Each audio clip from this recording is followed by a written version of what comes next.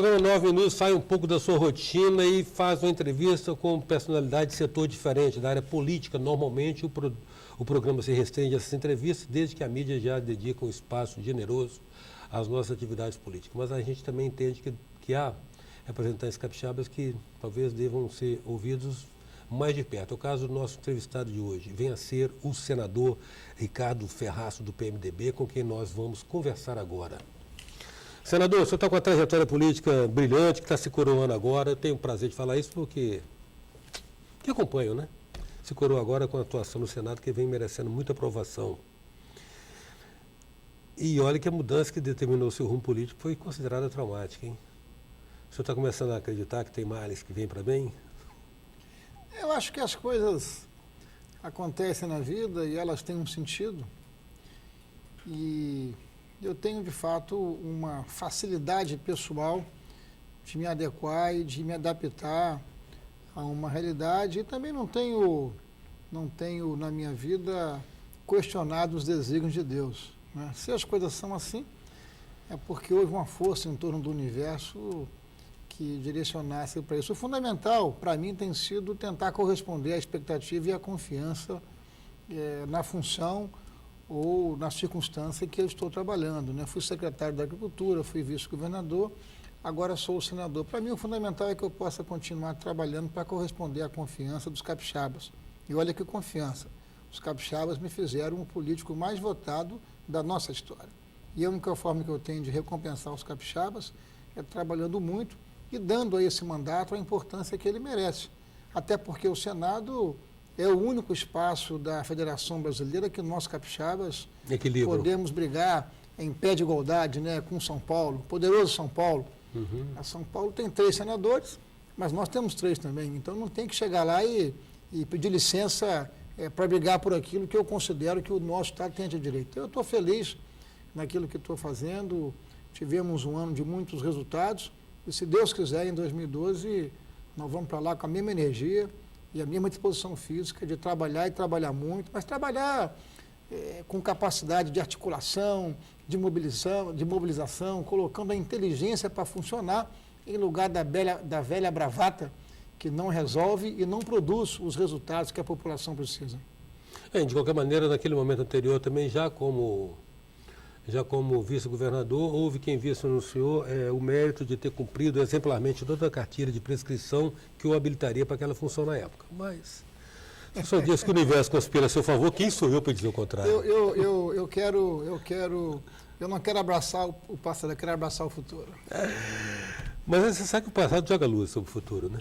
Por isso mesmo. Eu acho que você tem trabalhado. Getúlio Vargas dizia que quem olha para trás entorta o pescoço, quem olha para frente enxerga o horizonte. O que eu estou procurando fazer é do limão à limonada. Já que essa é a minha tarefa, cumprir bem essa tarefa com dignidade, para que os capixabas possam ter orgulho dessa função que é a função política, que é uma nobre função, desde que exercida com dignidade e com eficiência. E não temos muitos exemplos dos quais possamos nos orgulhar também. A verdade é essa, né? O senhor mencionou a respeito da equiparação que existe no Senado, porque todas as unidades federativas têm uma representação igual, né? E há a considerar também o aspecto qualitativo dessa representação, né? Que quantidade por quantidade, sabemos. Eu acho que o grande problema, ou o grande desafio, é o valor que você dá à representação que você recebe da população. Quanto você enriquece, né? Quer dizer, você quer ir para lá para trocar o seu exercício, o seu mandato por cargos, você quer ir para lá para disputar, ou discutir, ou debater o que é secundário, ou você quer debater, quer discutir o que é essencial? Eu tenho procurado, tenho me esforçado, primeiro, para defender o meu Estado, segundo, para participar do debate nacional. Eu acho que o Senado é, de fato, um espaço privilegiado para que você possa fazer esse tipo de enfrentamento, inclusive lutando pelas reformas e pelas mudanças que o Senado precisa viver. Tradicionalmente, uma casa absolutamente distante do dia a dia das pessoas. Com as redes sociais, eu acho que a democracia representativa está colocada em xeque. E nós estamos vendo caminhar cada vez mais a democracia direta. Isso é muito bom, porque o papel do cidadão, a meu juízo, não termina quando você elege um representante. É preciso que você continue exercendo o chamado controle social sobre os seus representados, até porque os mandatos que exercemos não são não é, propriedade particular de quem quer que seja, nem do deputado, nem do senador, nem do presidente, nem do governador. Os mandatos pertencem à população e é fundamental que a população possa exercer o controle social sobre os seus mandatos. E aí eu acho que rede social, controle social, dos vários mecanismos que estão postos, são valiosíssimos para que nós possamos melhorar a representação política em nosso país. O senhor crê que de mote próprio, por iniciativa própria, os integrantes do Congresso se dispõem a fazer isso? Absolutamente. Eu só acredito que isso vai acontecer a partir de movimentação social, de mobilização popular. E eu tenho assistido, felizmente, em nosso país, essas manifestações alterarem o rumo das coisas. Eu acho que, por gravidade, no automático, nada vai acontecer, porque a força do corporativismo é muito grande. Eu mesmo fui relator, em 2011, no Senado, da chamada reforma administrativa do Senado. Não conseguimos votar em 2011 por conta e por força do corporativismo. O corporativismo é, de fato, um mal feito em nosso país, porque ele trabalha o interesse de poucos em detrimento da maioria. Em 9 minutos nós estamos conversando com o senador Ricardo Ferraz. A gente volta já.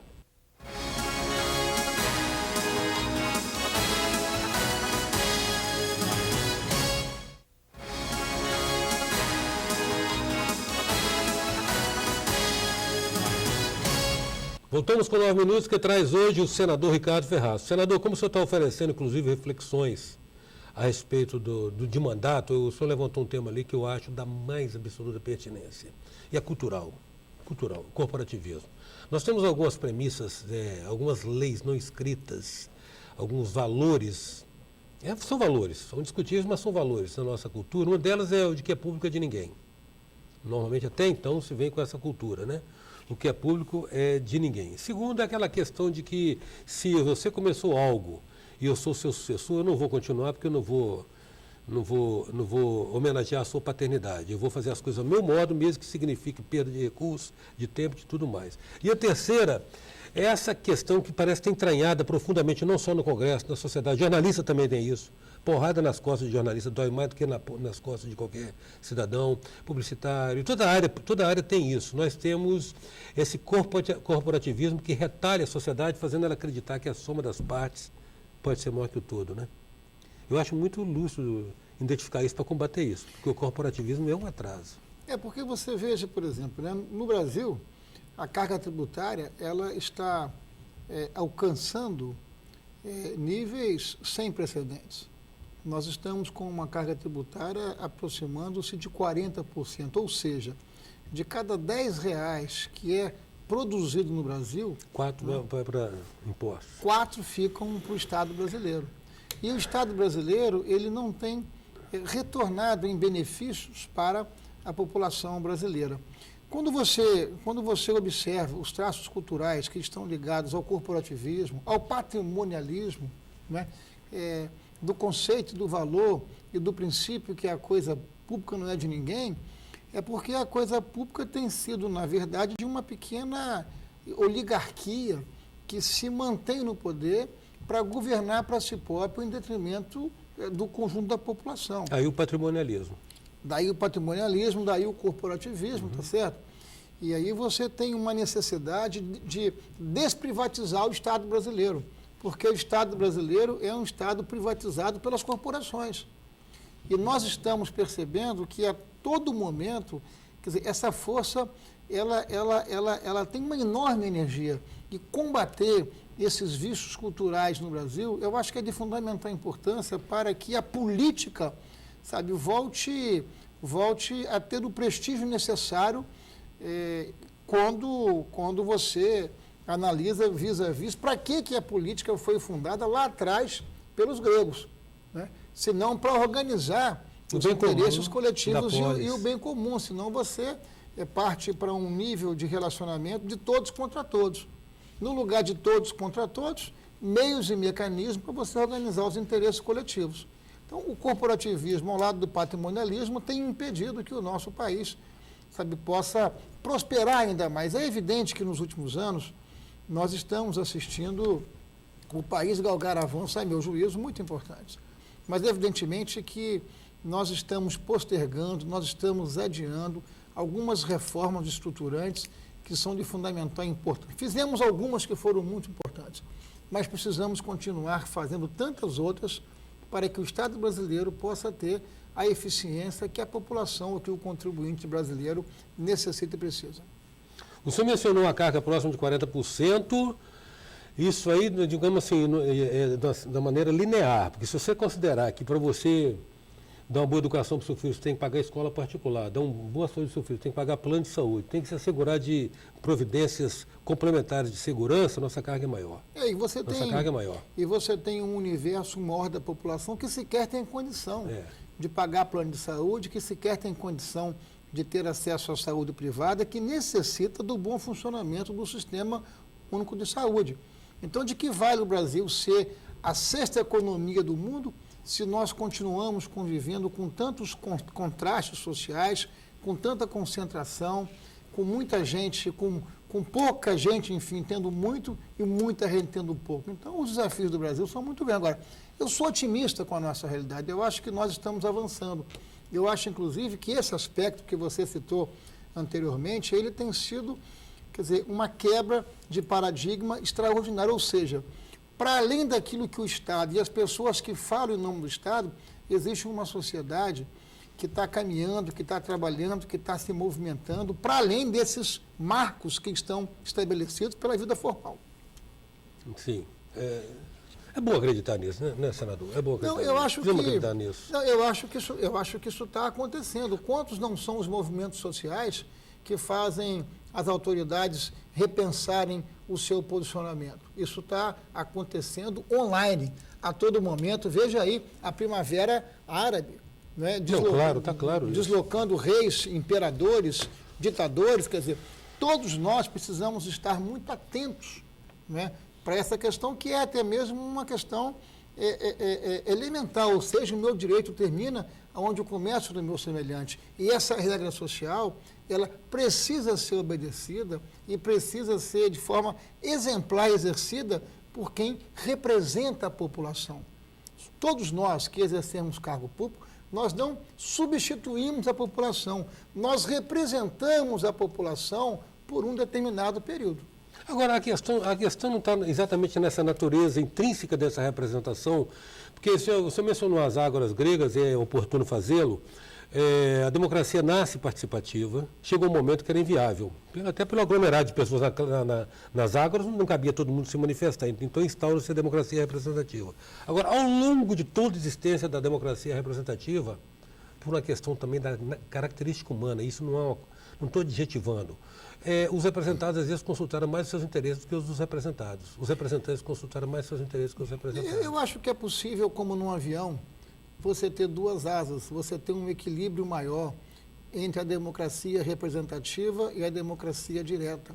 Eu acho que é possível você conseguir o equilíbrio dessas duas asas, e acho que o modelo político ele pode funcionar melhor. Claro que um modelo político com P maiúsculo.